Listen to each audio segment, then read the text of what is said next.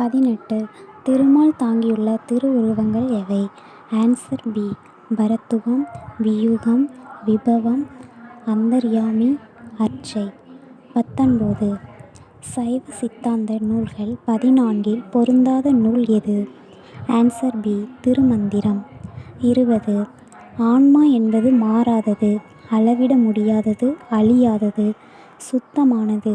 அது உடம்பு, மனம் ஆகியவற்றுடன் இருக்கும் போது மேலே சொல்லப்பட்ட அனைத்தும் உண்மையான உணரப்படுகிறது என்று கூறியவர். Answer A. விஸ்வாமித்திரர். 21. டேஸின் முயற்சியால் முதலாம் மகேந்திரன் ஜைன மதத்திலிருந்து சைவ மதத்திற்கு மாறினான். Answer A. அப்பர். 22. தமிழகத்து சைவ ஆதீன மடங்கள் எத்தனை?